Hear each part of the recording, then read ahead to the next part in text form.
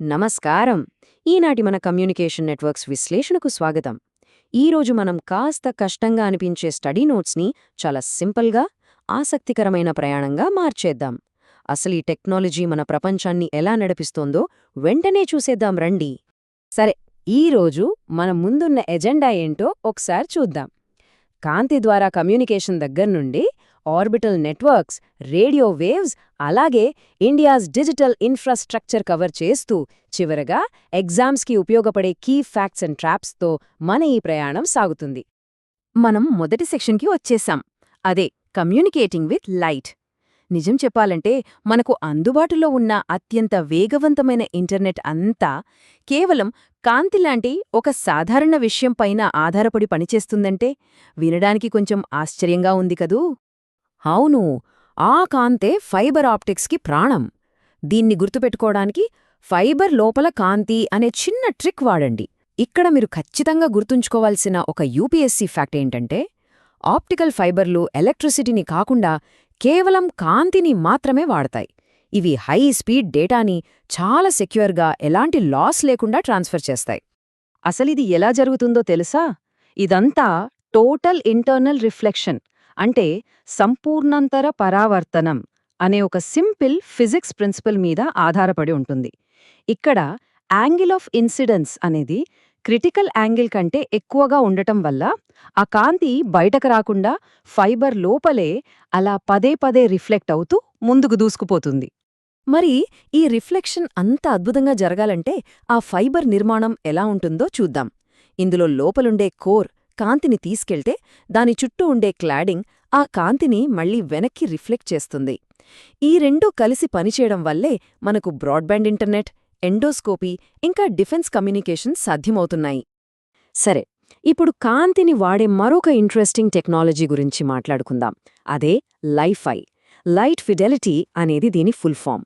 వినడానికి కొంచెం వింతగా అనిపించినా ఇది డేటాను పంపడానికి మన ఇంట్లో ఉండే ఎల్ఈడీ బల్బుల నుండి వచ్చే సాధారణ కాంతిని వాడుకుంటుంది.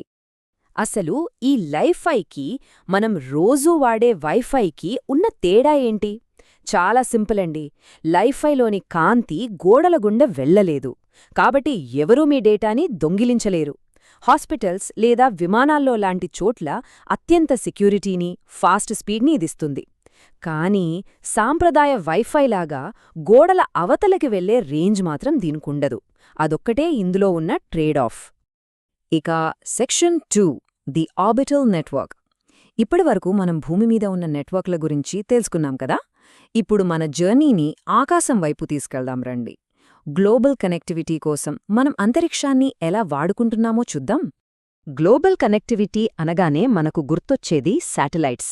ఇది చాలా సింపుల్ అయిన 3 దశల రిలే సిస్టంలాగా పనిచేస్తుంది. గ్రౌండ్ స్టేషన్, శాటిలైట్, ఆపై రిసీవర్. ఈ మూడింటి వల్లే భూమి చుట్టూ తిరిగే ఆ కృత్రిమ ఉపగ్రహాలు మన టీవీ ప్రసారాలను, ఇంటర్నెట్ను, రిమోట్ సెన్సింగ్ డేటాని ప్రపంచవ్యాప్తంగా పంచుతున్నాయి. అయితే ఇక్కడో పాయింట్ మనం ఖచ్చితంగా నోట్ చేసుకోవాలి. అదే జియోస్టేషనరీ ఆర్బిట్. భూమధ్యరేఖకు సరిగ్గా పైన ఉండే ఈ కక్షలో ఉపగ్రహం స్పీడ్ మన భూమి తిరిగే స్పీడ్తో మ్యాచ్ అవుతుంది.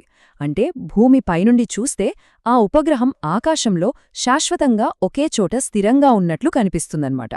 కమ్యూనికేషన్కి ఇంతకంటే పర్ఫెక్ట్ ప్లేస్ ఇంకోటుండదు. ఇక నావిగేషన్ విషయానికి వస్తే మనందరికీ జీపీఎస్ గురించి బాగా తెలుసు. అది అమెరికా డెవలప్ చేసిన గ్లోబల్ సిస్టమ్.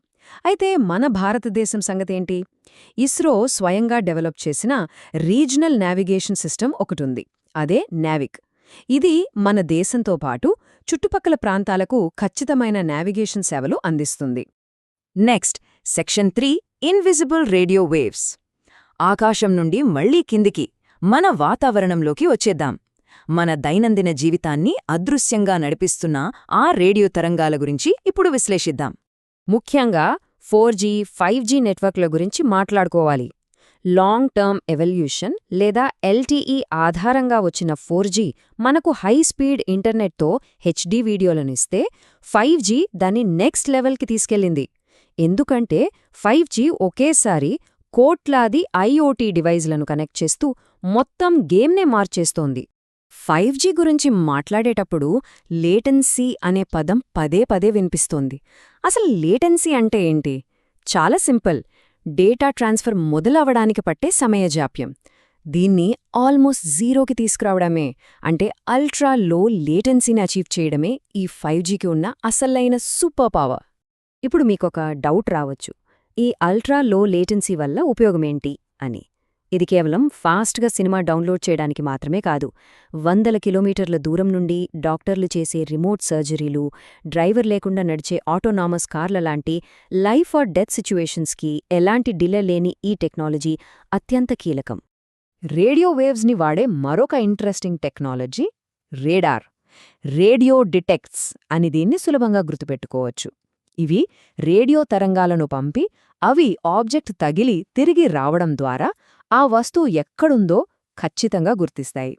మన వాతావరణ శాఖ వాడే డాప్లర్ రేడార్ అయితే తుఫాన్లు మరియు వర్షపాతాన్ని ట్రాక్ చేయడానికి సూపర్గా పనిచేస్తుంది. సరే, ఇప్పుడు సెక్షన్ 4 ఇండియాస్ డిజిటల్ ఇన్ఫ్రాస్ట్రక్చర్. అసలు ఈ టెక్నాలజీస్ అన్నీ మన దేశంలో మౌలిక సదుపాయాలు కల్పించడానికి ఎలా ఇంప్లిమెంట్ అవుతున్నాయో చూద్దాం. గ్రౌండ్ రియాలిటీ ఎలా ఉందంటే, డిజిటల్ కనెక్టివిటీ కోసం డిజిటల్ ఇండియా ప్రాజెక్ట్ ఎంతగానో కృషి చేస్తోంది.